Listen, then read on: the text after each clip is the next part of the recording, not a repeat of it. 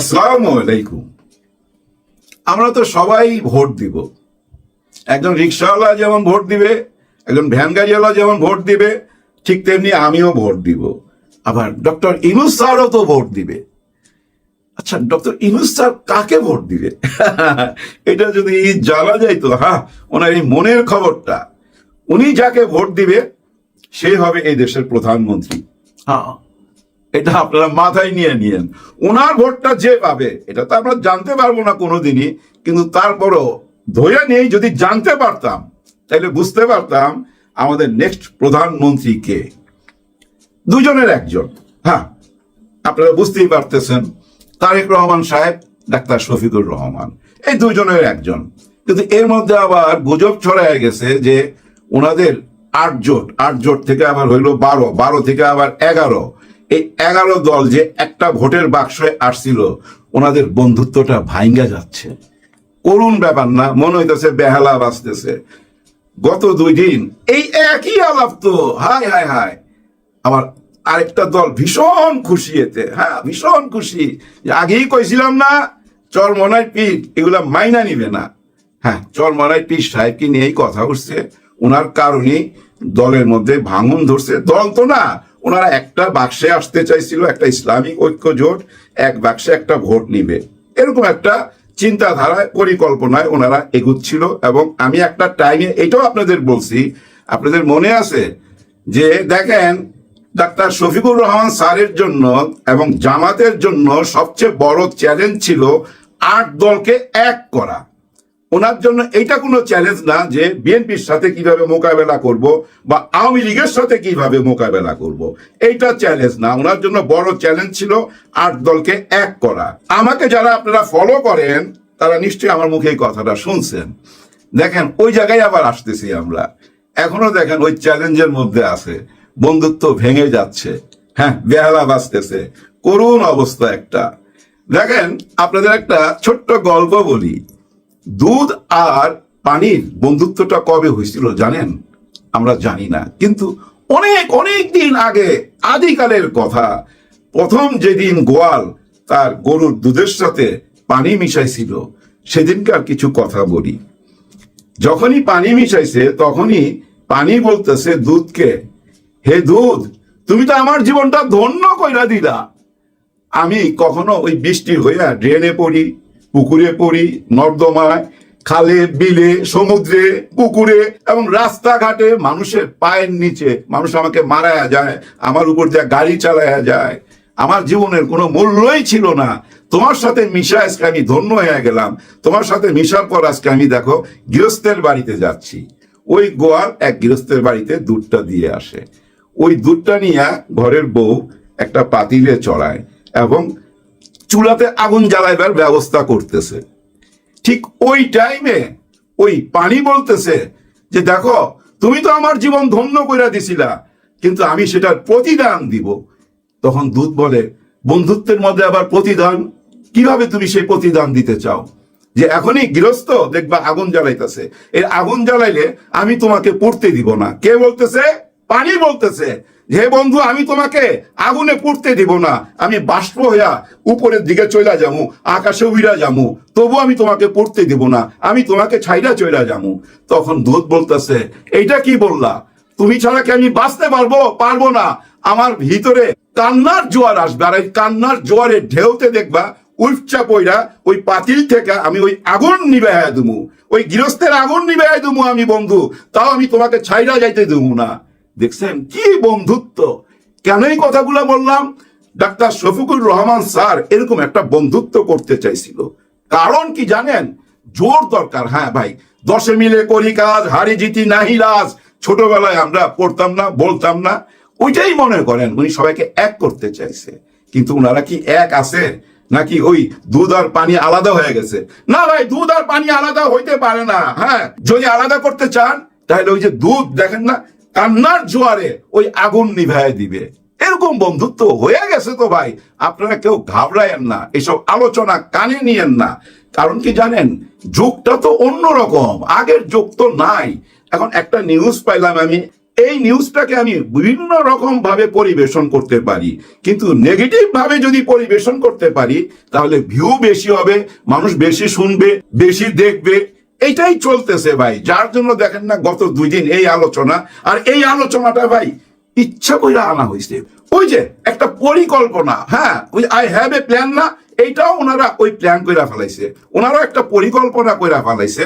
এটা আপনারা বিশ্বাস রাখেন। দেখেন না গত 2 দিন এই আলোচনা ছাড়া কোনো আলোচনা আছে? 25 তারিখে যখন তারেক রহমান সাহেব আসছিল তখন তো ভাই বিএনপির জোয়ার, আলোচনা আলোচনা। আবার সেই আলোচনাটা দেখেন 30 তারিখে ওনার আম্মা মারা গেলেন, আমরা বেগম খালেদা জিয়াকে হারাইলাম, সেটা তো একটা ভাই ইতিহাস রচনা হইলো ওনার বিদায়টা। সেটাও দেখেন পুরাটাই বিএনপির আলোচনা, বিএনপির আলোচনা। ঢেউ শুধু গুলশানের দিকে আশ্রয় আশ্রয় পড়তেছে, সবাই যায় গুলশানে দেখা করতেছে। এর মধ্যে ভাই খাকি পোশাকও আছে, এমন কেউ বাদ নাই। টাকা পয়সাওয়ালা লোকেরা সবাই ওদিকে চলে যাইতেছিল। হায় হায়, এইটা কি? এইটা তো হইতে দেওয়া যায় না। কারণ এটা তো বর্তমানে তো ভাই মিডিয়া যুদ্ধ, এই মিডিয়া যে দখল করতে পারবে তারই জয় জয়কার, তারই জয় জয়কার। এই যে অনেক বুদ্ধিজীবী এসে টক শোতে বলে না, বিএনপি আর জামাত যদি মিশা যাইতে চায় তাহলে ভাই সংসদে তার বিরোধী দল রইল না। এই চাওয়াটা কেমন জামাতের? ভাই আপনারা বিরোধী দল খুঁজেন, এই বিরোধী দল আমরা, এই সোশ্যাল মিডিয়া সবচেয়ে বড় বিরোধী দল। এই সোশ্যাল মিডিয়ার কারণেই তো ভাই 5ই আগস্ট আসছে। এই সোশ্যাল মিডিয়া না থাকলে আনতে পারতেন না ভাই। সোশ্যাল মিডিয়ার অনেক অবদান আছে। যাই হোক, আমরাই বিরোধী দল। যা বলতেছিলাম, এই আলোচনাটাকে ঘুরাইবার জন্য জানেন এরকম একটা আলোচনা সামনে নিয়ে আসলো যে দুধ আর পানি আলাদা হয়ে যাইতেছে। হায় হায়, এবার কি হবে? তাহলে তার জামাত জিততে পারলো না, ওদের ঐক্যটা ভাঙ্গা গেল। এবং এমনও বদনাম উঠে গেছে যে চরমনাই পীর সাহেব গোপনে গোপনে ওই বড় দলের সঙ্গে হাত মিলায় ফেলাইছে। আরে না রে ভাই, একজন মুসলমানের সবচেয়ে বড় জিনিস কি জানেন? এই জবানটা হইলো সবচেয়ে বড় জিনিস। এর জন্য দলিল পত্র লাগবে না, লিখিত কোনো কিছু লাগবে না, জবানই তো এনাফ। আমি কথা দিয়া ফেলাইছি, মরি আর বাঁচি, তাই না ভাই? হ্যাঁ ভাই, এই পথে যাচ্ছে, উপায় নাই তো ভাই। এবার যদি না পারে জামাত ইসলাম এবং ইসলামিক মাইন্ডের সবাই, তাহলে পিছায় যাবো ভাই, আরো 100 বছর পিছায় যাবো। আরো পিছিয়ে যাবো কেমনে জানেন? ওই যে না ভোটের জন্য যেভাবে কথাবার্তা বলতেছে, এই না ভোটকে যদি জয়যুক্ত করতে পারেন তাইলে তো ভাই আবার যে চইলা গেলাম ওই যে ওনাদের কোলে, ওনাদের পেটের ভিতরে যেভাবে আমাদের 3 দিক ঘিরে আছে। তো জমিন দিকে তাকান, আকাশের থেকে দেখবেন পুরা বাংলাদেশের 3 দিক ওনারা, শুধু সমুদ্রটা খোলা, যেটা নিয়ে ডক্টর ইউনূস স্যার বলছিল। এই যে একটা সমুদ্র পথ খোলা, এইটাই আমাদের দেশকে সর্বোচ্চ শিখরে নিয়ে যাইতে পারে। কারণ কি জানেন ভাই, এখন না প্লেন আবিষ্কার হয়েছে, গাড়ি ঘোড়া আবিষ্কার হয়েছে, আগে তো ভাই এই পানি দিয়েই যোগাযোগ। এবং বর্তমান পৃথিবীতে এই পানি দিয়েই যোগাযোগ, এক জায়গা থেকে আরেক জায়গায় যাওয়ার। আমাদের এই সমুদ্র পথ দিয়ে যদি ভাই সারা পৃথিবীর সঙ্গে আমরা যোগাযোগ করতে পারি, তাহলে তো আমরা ভাই 7 সিস্টার 7 বোনকে উপকার করতে পারি। কারণ 7 বোনের কোনো সমুদ্র নাই। হ্যাঁ ভাই, ওনাদের ওইখানে কোনো সমুদ্র নাই, ওই যাওয়ার পরটা আমরা কইরা দিতে পারি, ব্যবসা বাণিজ্য বাড়াইতে পারি। যাই হোক, এগুলো চলে গেলাম আরেক দিকে, চলে আসি আবার বন্ধুত্বে। এই বন্ধুত্বটা ভাই নষ্ট হয় নাই, এটা শুধু পুরো মিডিয়াকে জয় করে নিল, টোটাল আলোচনাটার মুখ ঘুরাই দিল অন্যদিকে, অন্যদিকে ঘুরাই দিল। যাই হোক, ভিডিওটা বেশি বড় করুন না, এবার আসি একটা অন্য সাবজেক্টে। এই যে পোস্টাল ভোট নিয়ে একটা কথা উঠছে, যে ভোটের মধ্যে ওই যে ভাস টাস দেওয়ার ব্যাপারটা, ওইখানে দাড়িপাল্লাটা উপরে চলে আসছে, ডান দিকের উপরে, আবার নিচে ধানের শীষ লেখাটা যেখানে, ওই জায়গাটাই ভাঁজ করতে হবে। হ্যাঁ, ওই জায়গাটায় ভাঁজ করতে হবে। এবং ভাঁজ করার পর ওইটা মনে করেন যে টিক মার্কটা দিল, উল্টা দিকে লাইগা যাইতে পারে, ভোটটা নষ্ট হয়ে যাইতে পারে, এরকম কথাবার্তা উঠছে। সবচেয়ে মজার ব্যাপার কি জানেন? প্রথমে আপনি তাকান, কত রকম প্রতীক, চেয়ার টেবিল দা কুড়াল, ভাই এমন কিছু না, আনারস আলু পটল সব রকম আছে, কিন্তু শাপলা কলি কই? প্রথম পাতায় কিন্তু শাপলা কলি নাই। দেখেন খেয়াল কইরা, আমার মনে হয় অন্য পাতা, মানে পিছনের পাতা মনে হয়, মানে কি ওইটাই কনফার্ম, পিছনের পাতা গিয়া পড়ছে। কারণ কি জানেন? ওই যে সরিয়া রসই দীর্ঘ ক খ গ ঘ উম, ওই সিরিয়াল মেনটেন করতে যায় এই ব্যাপারটা দাঁড়াইছে। এটা ইচ্ছাকৃত না, উপরে নিচে করছে। যাই হোক, ব্যাপারটা হয়ে দাঁড়াইছে কি জানেন? দেখেন কিভাবে উপকার হয়ে যায় আরেকজনের। হ্যাঁ ভাই, আপনি যদি কারো ক্ষতি করতে যান, অটোমেটিক উপকার হয়ে যাবে। তো এই যে সবাই এসে বলতেছে, প্রতিবাদ করতেছে, এই যে ভাঁজের মধ্যে পড়ছে ধানের শীষ, এটা ঠিক হয় নাই, এটা ইচ্ছা করে করা হয়েছে, ম্যাটিকুলাস ডিজাইন, যেন ধানের শীষ আসতে না পারে। আবার দেখেন ওরা কায়দা কানুন কইরা দাড়িপাল্লাকে উপরে দিয়ে দিছে। এই যে বলতেছেন দাড়িপাল্লাকে উপরে দিয়ে দিতেছে, এটা তো সবাইকে মনে করাই দিতেছেন আপনারা, সবাইকে মনে করাই দিতেছেন, ওই দেখো দাড়িপাল্লা উপরে। আচ্ছা ধরেন এখন এটা যদি চেঞ্জ কইরা মনে যে মাঝখানে যেটা ভাঁজ আছে ধানের শীষ, ধরেন আপনাদের দাবি মাইনা নিয়ে এটা চেঞ্জ কইরা আর একটু নিচে নিয়ে আসলো বা সাইডে নিয়ে আসলো, এতে আপনাদের কি উপকার হইলো বলেন তো? আবার যা খুঁজতে হবে, তাই হ্যাঁ ভাঁজের মধ্যে ছিল, এতদিন যে প্রচার করছেন ভাঁজের মধ্যে, ওই ভাঁজের মধ্যে না পায় তো আরো ঘাবড়ায় যাইব, তো গেল কই? এভাবে পাবলিসিটি পাওয়া যাচ্ছে জামাতে ইসলাম। দেখেন সবচেয়ে মজার ব্যাপার, কর্নেল অলি সাহেব, আজকে দেখলাম কর্নেল অলি সাহেবের বিরুদ্ধে মামলা হয়েছে, উনি আসামি। হ্যাঁ, ওই যে বড় দলের কেউ একজন মিছিল করতেছিল, এখানে মারামারি হয়েছে, ওই মারামারির হুকুমের আসামি বানাইছে। যাই হোক, এগুলা হবেই, কারণ কি জানেন, উনি তো বিএনপি থেকে চলে আসছে, আর উনি কোনো সাধারণ মানুষ আসে নাই তো ভাই। বাংলাদেশে প্রথম যে বীর বিক্রম উপাধিটা পাইছিল মুক্তিযুদ্ধের জন্য, উনি প্রথম ব্যক্তি কর্নেল অলি সাহেব। এবং বিএনপির যে 4টা পিলার, মানে বিএনপি যেটার উপরে দাঁড়ায় দিছে, জিয়াউর রহমান সাহেব যাদেরকে নিয়ে বিএনপি গড়ে তুলছে, ওই একটা পিলার তো এই অলি সাহেব, কর্নেল অলি সাহেব। তো 4টা পিলারের একটা পিলার তো চলে আসছে, এটা হয়তো অনেকেই বুঝতেছেন না, যার জন্য ভাই এখন ওনাকে আসামি বানাইতে হবে, পচাইতে হবে। তবে উনি একটা মজার কথা বলছে, বইলা ভিডিওটা শেষ করি। উনি বলতেছে কি জানেন, ওই না ভোট আর হ্যাঁ ভোট নিয়ে, কারণ কি এই যে বিএনপির অনেক বড় বড় নেতারা এখন বলতেছে, বর্তমানে বলতেছে যে হ্যাঁ আমরা না ভোটের পক্ষে না, আমরা হ্যাঁ ভোটের পক্ষে, এটা আমরা নিজেরাও চাই, সংস্কার আমরাও চাইছিলাম, এরকম কথা বড় বড় নেতারা বলতেছে। কিন্তু মাঠ পর্যায়ের নেতারা সবাই নার পক্ষে। ওইটা নিয়ে কর্নেল অলি সাহেব কি লেখছে জানেন, যে এরা যে না ভোট চাচ্ছে, মানে এই যে বিএনপি না ভোট চাচ্ছে, এরা যে না ভোট চাচ্ছে, কেন চাচ্ছে এটার একটা ব্যাখ্যা দিছে। মানে এই বিএনপি কেন না ভোট চাচ্ছে, উনি কারণ কি বলছে জানেন, যে যেহেতু জামাতে ইসলাম হ্যাঁ ভোট চায়, এই জন্যই ওনারা না ভোট চাইতেছে। কারণ জামাতে ইসলাম হ্যাঁ চাইছে, আমাদেরকে নার পক্ষে চাইতে হবে, হ্যাঁ পক্ষে গেলে তো তার সাথে চলে গেলাম, এই জন্যই না বুঝা উনি এটা লেখছে। এবং আরো কি বলছে জানেন, এখন যদি জামাতে ইসলাম বলে যে ভাই আমরা প্রতিদিন গোসল করুম এই শীতের মধ্যে, দেখবেন ওরা বলবে যে না আমরা গোসল করুম না। মানে বিপক্ষে যাইতে হবে। কিন্তু বিএনপির সাথে জামাত ইসলামের একটা বন্ধুত্ব ছিল, ওই দুধ আর পানির মতো, যেটা বুঝতে পারছিল বেগম খালেদা জিয়া। হ্যাঁ, বেগম খালেদা জিয়া কিন্তু বুঝতে পারছিল যে জামাত একটা ক্যাডার ভিত্তিক দল এবং একটা সঠিক দল, এবং ওনাদের রাজনীতিটা বুঝতে পারছিল, এবং খুবই স্নেহ মমতার চোখে তাকাইতো ছাত্র শিবিরের দিকে। যার জন্য দেখেন যেদিন ওই বালুর ট্রাক আনছিল না, সেদিন কিন্তু ছাত্র শিবির ঝাঁপায়া পড়ছিল, ছাত্র শিবিরের একজন পৃথিবী থেকে বিদায় হয়েছিল, এটা কিন্তু বেগম খালেদা জিয়া জানে।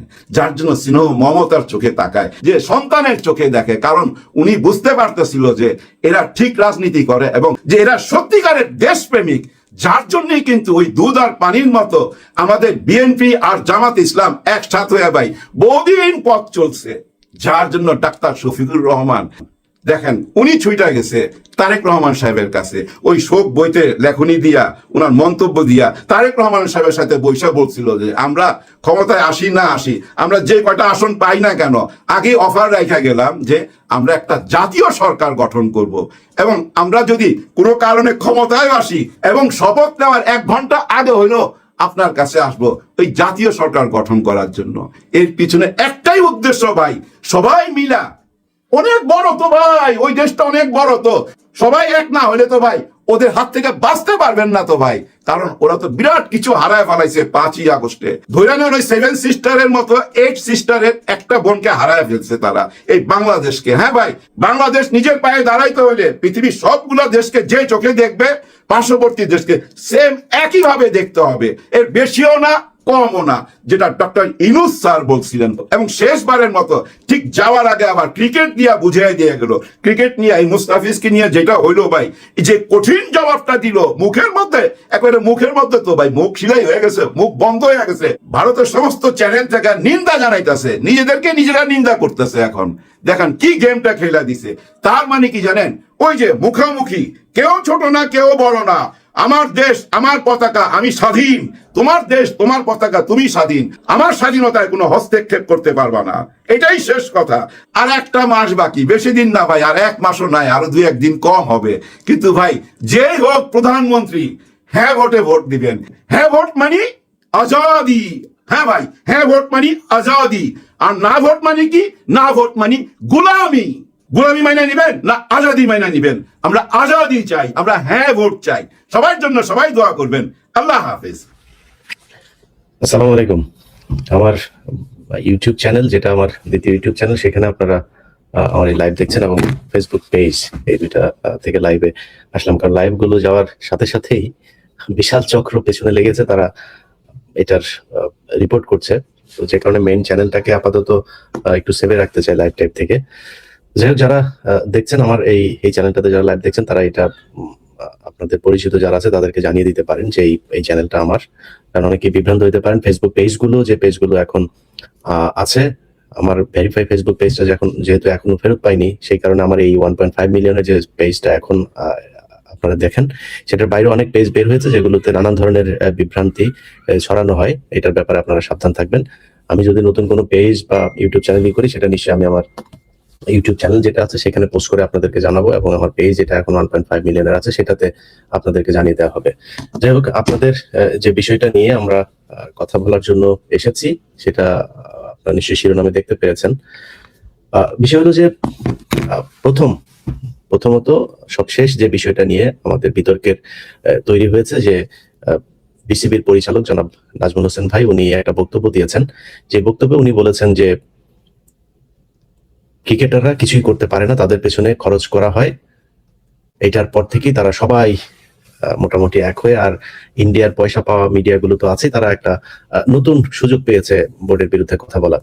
প্রথমত হচ্ছে, নাজমুল হোসেন উনি বোর্ডের বিসিবির প্রেসিডেন্ট না, উনি বিসিবির কোনো আনুষ্ঠানিক কোনো বক্তব্য, ওনার এই বক্তব্য এটা না।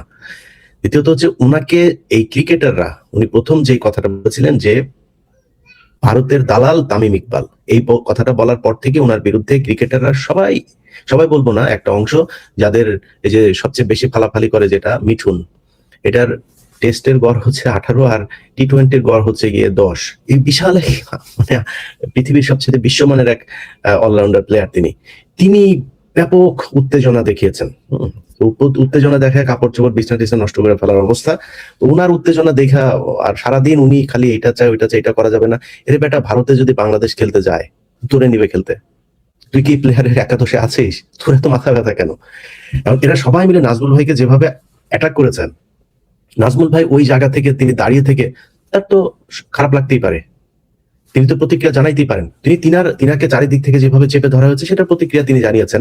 এখন বলতে পারেন যে একজন বিসিবির বোর্ড পরিচালক, তিনি তো ক্রিকেটারদেরই অভিভাবক, তিনি কি এটা বলতে পারেন কিনা? হ্যাঁ, ক্রিকেটের অভিভাবক হয়ে তিনি তাদেরকে শাসনও করতে পারেন, আদরও করতে পারেন, সবই করতে পারেন। কিন্তু যেই কথাটা, মানে বিসিবির পরিচালক, উনি আজকে আছেন, কালকে নাই, গতকাল ছিল না, আগামীকাল থাকবেন না, উনার মুখ থেকে কেন বলতে হবে এটা?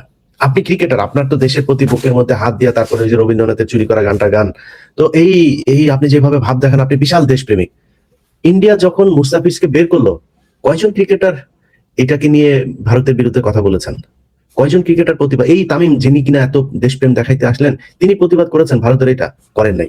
এখন ওনাদের মূল চাহিদাটা কি? চাহিদাটা হচ্ছে ওনারা খেলতে যাবেন। খেলতে গেলে কি হবে? খেলতে গেলে টাকা পয়সা পাবে, না খেললেই তো ম্যাচের ফিটা পাবেন না। আর তামিম ইকবাল, তারপরে যে আজকে বাংলা এডিশনে একটা করা হয়েছে, আপনার খালেদ মাহমুদ সুজন, তার যে 2,58,57,00,000 টাকার যেই চুরি করা, এটার প্রতিবেদনটা দেখানো হয়েছে, সেখানে বিসিবির নথি দেখানো হয়েছে। তো এই চোরেরা এদেরকে টাকা পয়সা দিয়া তারপরে ভারত পাইলে তারপর যখন তাদের সুযোগ সুবিধা মতো, এরকম কিছু আপনার সুশীলও আছে দেখবেন, এসব সুশীলরা, আপনি ভারতে যখন গরুর মাংস খাওয়ার কারণে একটা মুসলমানকে পিটায় মেরে ফেলা হয়, কোনো সমস্যা হয় না। কিন্তু ওনাদের সমস্যাটা কোথায়? সমস্যা দেখবেন, বাংলাদেশে যদি নাকি কোনো আওয়ামী লীগ করে, কাউকে যদি নাকি কারোর উপর কোনো অত্যাচার হয়, তিনি যদি হিন্দু হয়ে থাকেন, তখন ওনারা সংখ্যালঘু নির্যাতনে চলে আসেন। অথচ এই সংখ্যালঘু পরিচয়ে গেল 15 বছর বাংলাদেশের আলেমদের উপরে, মুসলমানদের উপরে কি পরিমাণে নির্যাতন হয়েছে। এই গেল 54-55 বছরে কতজন হিন্দুকে আপনার গুম করা হয়েছে? কতজন হিন্দুকে খুন করা হয়েছে? আর মুসলমান কয়জনকে খুন করা হয়েছে বলেন? এরা এই চিত্রটাও ভারতের সামনে তুলে ধরে না। যেই ক্রিকেটাররা আজকে বিশাল দেশপ্রেম দেখাচ্ছেন, আপনারা কি জানেন আইসিসি সবশেষ বিসিবির সাথে যেই মিটিং করেছেন, সেই মিটিং এ আইসিসি বিসিবি কে কি বলেছেন? আমি প্লেয়ারদের কাছে এটা শুনেছি, অতএব সব প্লেয়ারই তো জানেন বিষয়টা কি হয়েছে। সেখানে বাংলাদেশকে বলা হয়েছে আমরা নাকি এক্সট্রিমিস্ট কান্ট্রি, আমাদের দেশে নাকি সব এই কি বলে এই জঙ্গিরা থাকে, আমাদের দেশে জঙ্গিদের ব্যাপারে আমরা কথা বলি না তাদের। তো বিসিবি থেকে জবাব দেওয়া হয়েছে যে বাংলাদেশের জঙ্গিরা যদি থেকে থাকে, জঙ্গিদের কারণে তো ভারতের ক্রিকেটারদের আসতে কখনো কোনো সমস্যা হয় নাই, বা তারা যদি কিছু বলেও থাকে বিসিবি তো কোনোদিন তাদের কথা শুনে নাই। কিন্তু এই বিসিসিআই কি করেছে? বিসিসিআই তাদের দেশের এই শিব কি বলে ওদের, আর হইল গিয়া এই যে মোদির দল বিজেপি, শিবসেনা বিজেপি, এদের কথায় তারা প্লেয়ারকে বের করে দিয়েছেন। আপনারা তো শুনেছেন, আপনারা রাষ্ট্রীয়ভাবে জঙ্গি রাষ্ট্র, রাষ্ট্রীয়ভাবে আপনারা জঙ্গিদেরকে লালন পালন করেন। আজ পর্যন্ত গরুর মাংস খাওয়ার কারণে যাদেরকে পিটিয়ে মারা হয়েছে তাদের বিচার হয়েছে কোনো? তারা এইভাবে অপমান করে এবং তুচ্ছ তাচ্ছিল্য করে কথা বলে তারা সবশেষ মিটিংটাও করেছেন।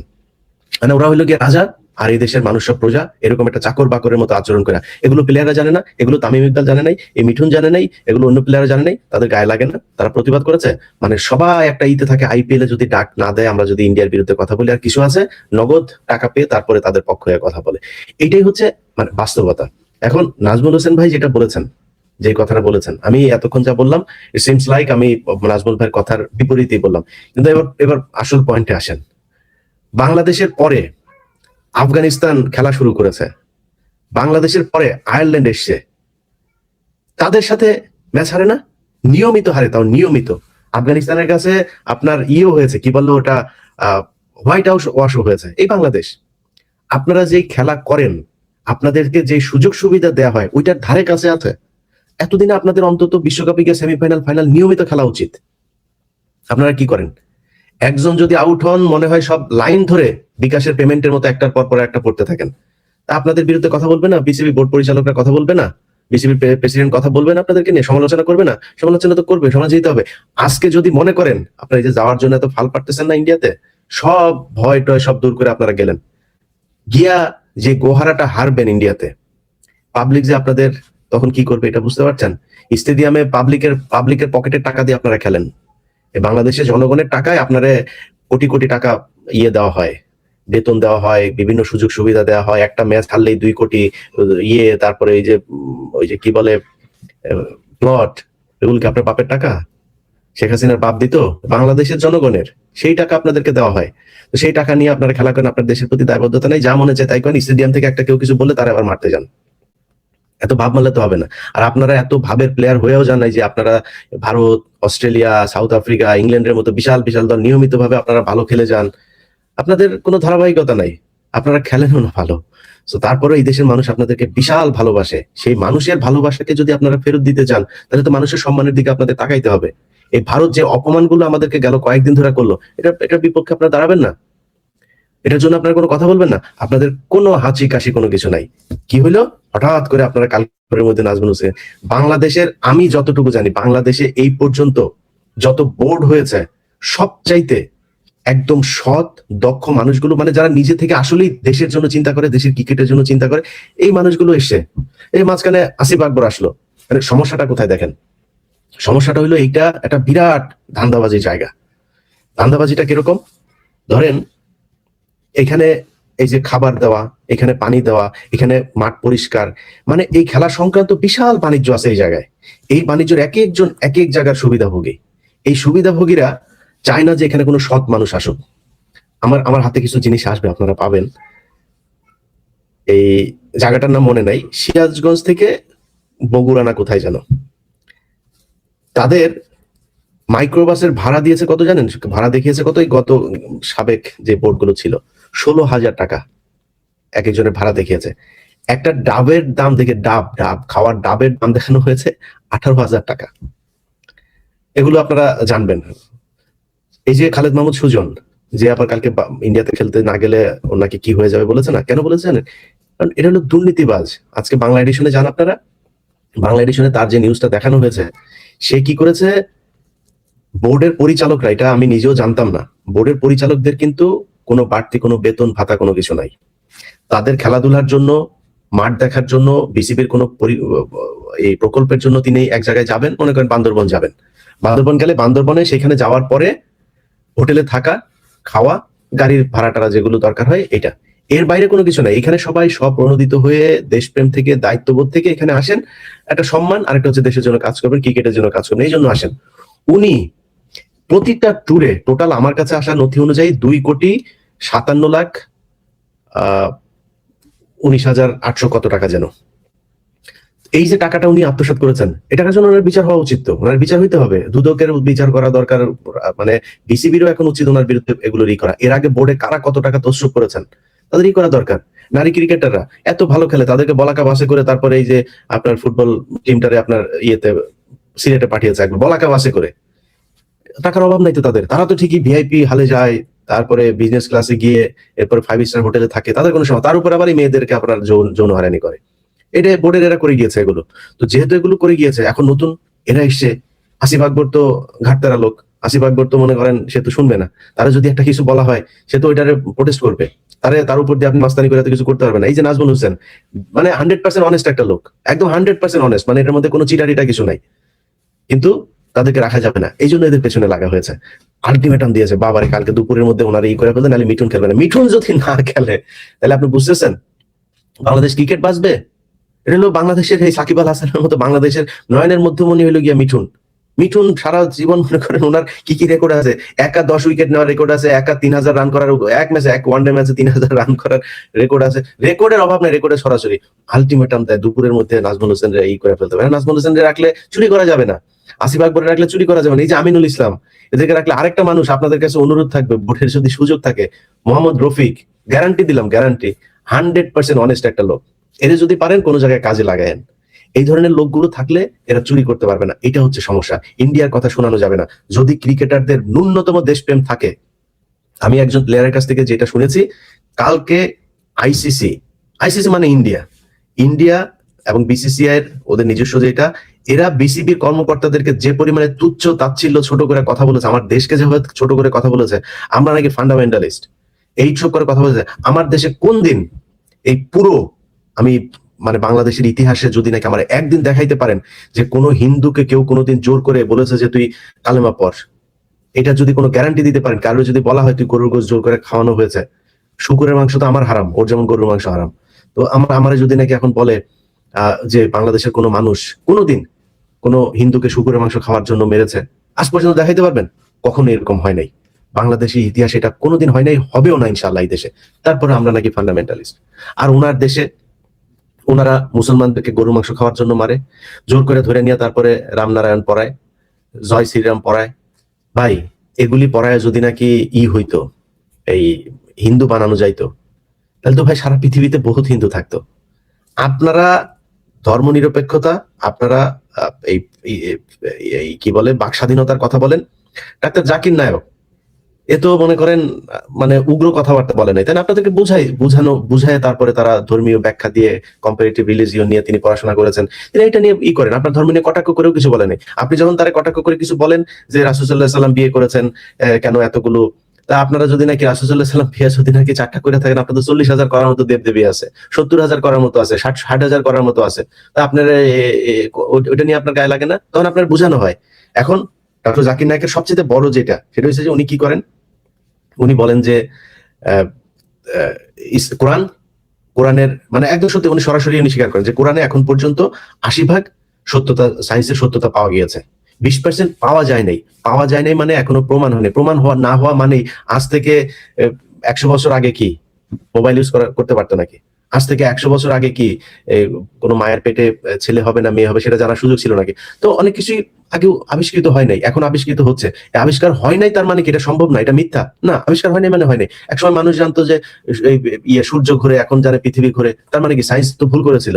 সায়েন্স ভুল করেছিল দেখে সায়েন্সের কোনো কিছু মানা যাবে না? কিন্তু কোরআনের আজ পর্যন্ত যা যা প্রতিষ্ঠিত হয়েছে, জানে না সেটা অন্য জিনিস, কিন্তু যা যা এসেছে কোনোটাকে মিথ্যা প্রমাণিত হয়েছে? হয় নাই তো।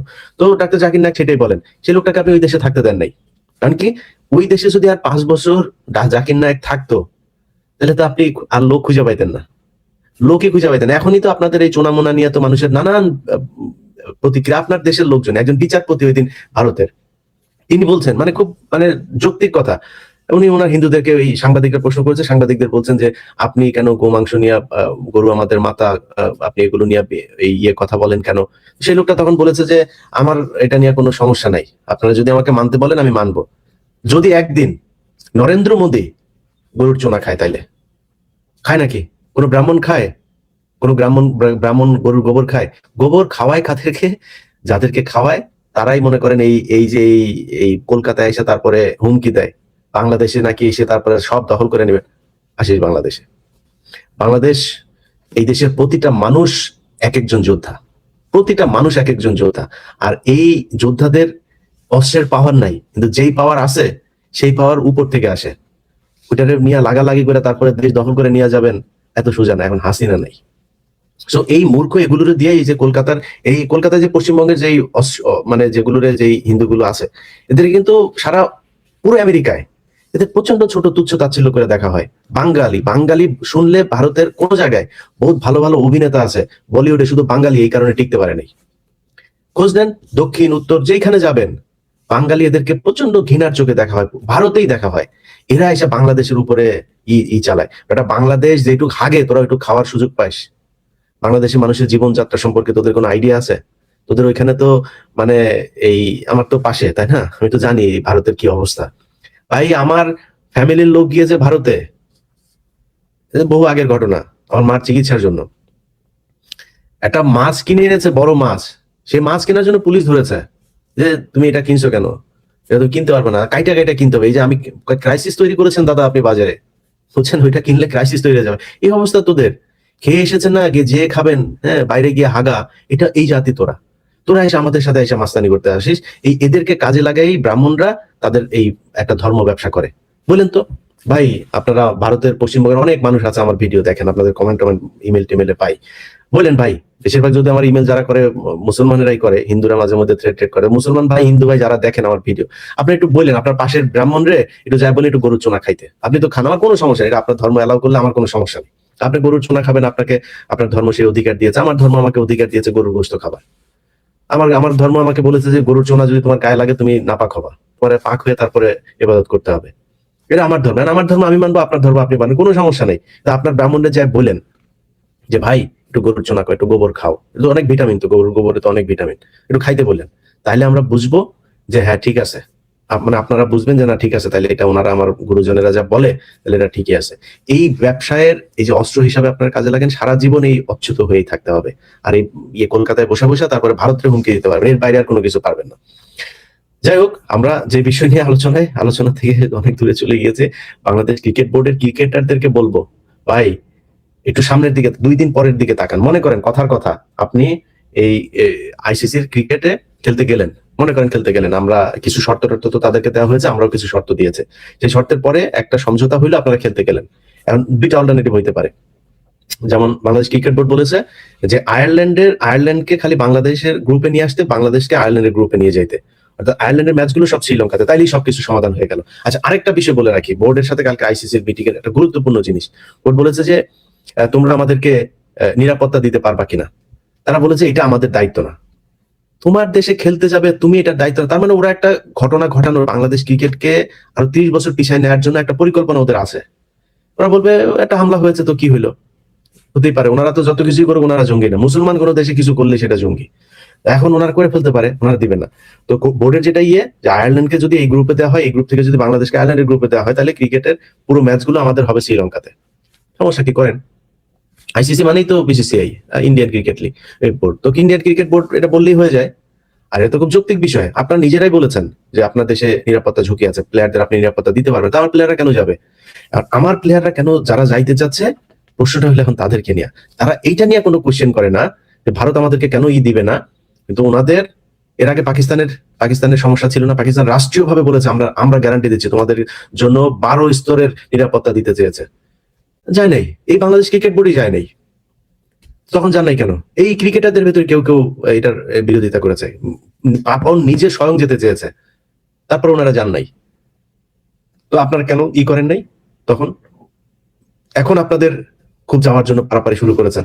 এই সবকিছু হয়েছে ভারতের যেই পয়দা করা, 71-এ পয়দা করা যেগুলো, এগুলোর মাধ্যমে যে নতুন যে প্রজন্ম তৈরি করেছে পয়সার মাধ্যমে, এগুলো দিয়ে আমাদেরকে এই ন্যারেটিভ তারা তৈরি করতে চায়। যাই হোক, ক্রিকেট বোর্ডের চেয়ারম্যান সহ পরিচালক, আপনাদের সাথে এই দেশের মানুষ আছে। আপনাদের যে সিদ্ধান্ত নিয়েছেন, এই সিদ্ধান্তের সাথে বাংলাদেশের মানুষ একাত্মতা ঘোষণা করেছে। এরপরও যদি কোনো পরিস্থিতিতে কোনো হিসাব নিকাশ মিলে গেলে যদি ভারতে যাওয়াই হয় বা শ্রীলঙ্কাতে গিয়ে খেলা হয়, অর্থাৎ এই বিশ্বকাপে যদি বাংলাদেশ দল পার্টিসিপেট করে, এই 2 দিন পরে বাংলাদেশ ক্রিকেটাররা মাথায় রাখেন, কিন্তু আপনারা খেলা করছেন সেই 97 সাল থেকে, মানে বিশ্বকাপে। আর সেই 97 এর আগে আরো কত বছর আপনাদের পেছনে টাকা পয়সা ঢেলেছে। 97 থেকে এদিকে হইলো গিয়া 26 বছর, ওইদিকে 3 বছর, 29 বছর, 30 বছর, 3 দশক আপনারা খেলা করছেন। প্রথম রাউন্ড থেকে বের হইলে কিন্তু দেশে ঢোকার সময় কিন্তু পাবলিক আদর আপ্যায়ন করবে, এটা কিন্তু মাথায় রাখেন। সো বাংলাদেশের মানুষের আবেগ নিয়ে খেলা না করে ক্রিকেট খেলেন, ভালো খেলেন, বাংলাদেশের সম্মানের জন্য কথা বলেন। যেটা করলে দেশের সম্মান থাকবে। শুধু নিজের পকেট ভরার জন্য খেলবেন, আপনারা কেউ কিছু বলতে হয় না। আপনি ভালো ক্রিকেটার হয়ে গেছেন দেখা মাঠের একজন এই দর্শক আপনারা কিছু বললে আপনার গায়ে লেগে যাবে, তার ব্যাট ছুড়ে মারবেন, ক্যাপ ছুড়ে মারবেন, লাথি মারবেন, ঘুষি মারবেন, এটা করা যাবে না। এখান থেকে বের হয়ে আসতে হবে। এই দেশের মানুষের টাকায় আপনি চলেন। এত সুযোগ সুবিধা বাংলাদেশের কোনো সেক্টরের কোনো এমপ্লয়ীদেরকে দেওয়া হয় না যেটা আপনাদেরকে দেওয়া হয়। যাই হোক, সবাই ভালো থাকেন। খুব জরুরি লাইভটা আসতে হলো, এই জন্য লাইভে আসলাম। আর যেটা শুরুতেই বলেছি আপনাদেরকে যে আমার ফেসবুক পেজ, ইউটিউব এগুলো নিয়ে আপনারা জানেন যে নানান সমস্যা চলছে। তো আমার যেই নতুন ইউটিউব চ্যানেলটা, সেটা আপনাদেরকে এখানে লাইভে আপনারা যেটাতে দেখলেন এটা সাবস্ক্রাইব করবেন এবং আপনার যারা পরিচিত যারা আছে তাদেরকে জানাবেন, বিভ্রান্ত না হতে, যে আমার নামে অন্যান্য যে ফেসবুক পেজ, ইউটিউব যেগুলো আছে এগুলোর ব্যাপারে সাবধান থাকতে। ওইখানে ছড়ানো কোনো তথ্য সেটা আমার তথ্য না। আমি আমার এই যে 1.5 মিলিয়ন এখন আছে যেটা, এটার পেজ এবং ইউটিউব চ্যানেল যেটা এই যে 6.5 লাখ মতো যেটা আছে, এটা একটা নতুন পেজ। আর 15 মিনিটস নামে যেটা এখন লাইভ আপনারা দেখছেন, এটার 30,000 মতো সাবস্ক্রাইবার আছে। আর আগের যেটা আছে সেটা তো আছেই 5 মিলিয়নের কাছাকাছি। এর বাইরে আমার কোনো ফেসবুক পেজ, ইউটিউব চ্যানেল যদি করে থাকি, সেটা অবশ্যই আমাদেরকে আমার ইউটিউব চ্যানেলের 5 মিলিয়ন যেটা আছে সেটাতে আপনাদেরকে জানানো হবে। সবাই ভালো থাকবেন। আল্লাহ হাফেজ।